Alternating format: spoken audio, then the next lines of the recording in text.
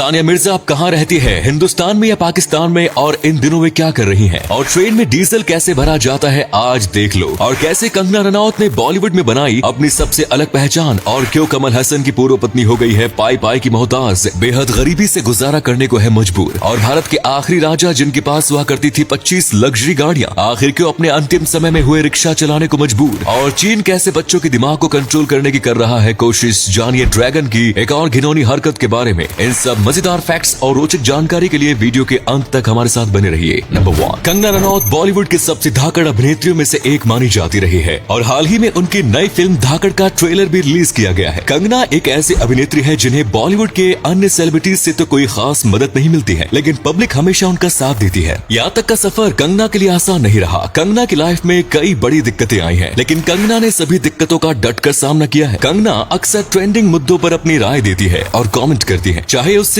उनकी negative publicity ही क्यों न हो, लेकिन पब्लिसिटी तो आखिर पब्लिसिटी होती है। कंगना अब ऐसी फिल्में नहीं करती है जिनमें एक्ट्रेस को सेकंड लीड के तौर पर रखा जाए। महिलाओं के इर्द गिर्द घूमने वाले स्क्रिप्ट्स ही कंगना पसंद करती है, जैसे क्वीन, मणिकर्णिका, थलाइवा। हाल ही में कंगना को उनके नए शो लॉकअप में भी काफी प्रसिद्धि हासिल हुई। नंबर 2, इंडियन रेलवेज में ट्रेनें डीजल, बिजली और भाप से चलती हैं। आज भी भारत में 37% रेलगाड़ियां डीजल से ही चल रही हैं। ट्रेन के लोकोमोटिव इंजन में ही डीजल का टैंक मौजूद है। एक लोकोमोटिव में लगभग 6000 लीटर का टैंक होता है। ट्रेन के लोकोमोटिव पायलट पहले से ही स्टेशन इंचार्ज को खबर कर देते हैं कि ट्रेन का टैंक खाली होने वाला है। अधिकतर बड़े स्टेशन पर टैंक की फिलिंग की जाती है। आप वीडियो में देख सकते हैं कि किस तरह ट्रेनों में डीजल भरा जाता है। बात करें ट्रेन के माइलेज की, तो ये ट्रेन के साइज और वजन पर निर्भर करता है। ट्रेन में कितने डिब्बे लगे हुए हैं, उनमें कितना सामान या यात्री है, या फिर वे खाली हैं। आमतौर पर 1 लीटर तेल में 200 से 500 मीटर तक एक ट्रेन चल सकती है। नंबर 3, चीन अपने लोगों पर अत्याचार करने के लिए हमेशा ही आगे रहता है। आपको जानकर हैरानी होगी कि चीन के कुछ स्कूलों में बच्चों को इस तरह के हैंड बैंड पहनाए जाते हैं, जिससे कि उनके फोकस लेवल की जांच की जा सके। ये हैंड बैंड इलेक्ट्रोड्स की मदद से बच्चे का मस्तिष्क पढ़ता है। यदि इसमें लाल बत्ती जल रही है तो इसका मतलब है कि बच्चा पूरी एकाग्रता के साथ पढ़ाई कर रहा है। पीली बत्ती यानी बच्चे का ध्यान थोड़ा इधर उधर है, और यदि इसमें नीली बत्ती नजर आए तो मतलब बच्चे का मन पढ़ाई में बिल्कुल भी नहीं है। टीचर बच्चों के फोकस लेवल को उनके पेरेंट्स तक पहुंचाने का काम करते हैं, यानी पेरेंट्स और टीचर्स हर वक्त अपने बच्चों पर नजर रख सकते हैं।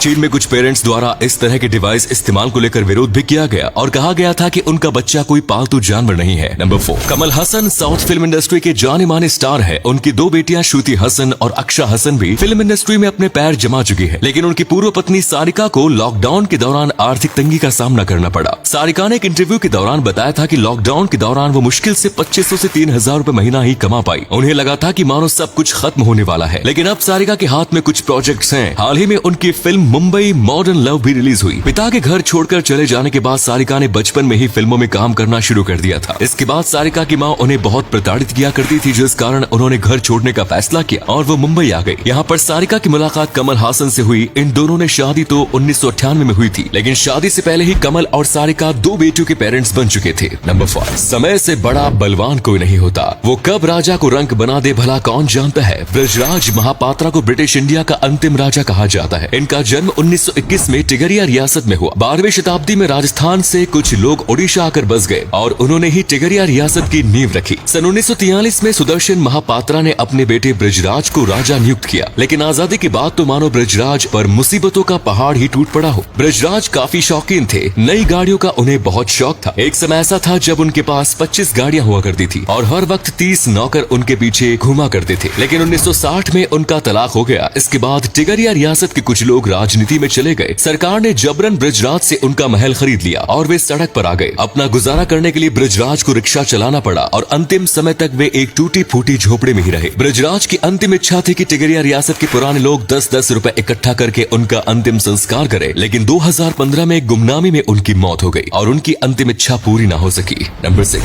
सानिया मिर्जा ने भारत को टेनिस में कई बड़े खिताब जिताए हैं। साल 2010 में सानिया ने पाकिस्तानी क्रिकेट टीम के पूर्व कप्तान शोएब मलिक से शादी की। ऐसे में अक्सर लोगों के मन में सवाल रहता है कि सानिया अब कहाँ रहती है, वो पाकिस्तान में रहती है या फिर भारत में। आपको बता दें कि सानिया मिर्जा का हैदराबाद और दुबई में घर है, लेकिन अब वो अपने पति और बेटे के साथ अधिकतर समय दुबई के आलीशान फ्लैट में रहती है। सानिया ने इसी वर्ष टेनिस से संन्यास लेने की घोषणा की थी। उन्होंने कहा था कि वो अब थक चुकी है। नंबर 7, किसी भी कंस्ट्रक्शन के लिए उसकी फाउंडेशन यानी नींव का मजबूत होना बहुत जरूरी है, जिसके लिए जमीन को अंदर से ठोस बनाया जाता है। आजकल कंस्ट्रक्शन में कई आधुनिक तकनीक का इस्तेमाल किया जाने लगा है और इन्हीं में से एक है डायनामिक कॉम्पैक्शन ऑपरेशन। पहले जमीन की सतह को प्लेन करने के लिए रोलर्स का इस्तेमाल किया जाता, लेकिन आजकल डायनामिक कॉम्पैक्शन की मदद से जमीन को ठोस बनाया जाता है। इसमें 15 से 40 टन के वजन को क्रेन की मदद से 10 से 30 मीटर की ऊंचाई से जमीन पर छोड़ा जाता है, जिससे जमीन में मौजूद मिट्टी के पार्टिकल्स के बीच मौजूद गैप खत्म हो जाए। इससे जमीन कुछ इंच नीचे धंस जाती है और पूरी सतह अच्छे से ठोस हो जाती है। ऐसा करने से हमारी फाउंडेशन यानी नींव ज्यादा मजबूत बन पाती है। और अगले फैक्ट पर जाने से पहले इस फोटो को ध्यान से देखिएगा और बताइएगा कि आपको किस एक्टर का फोटो दिखाई दे रहा है। इससे पता लगेगा आपका दिमाग और आपकी आंखें कितनी तेज है।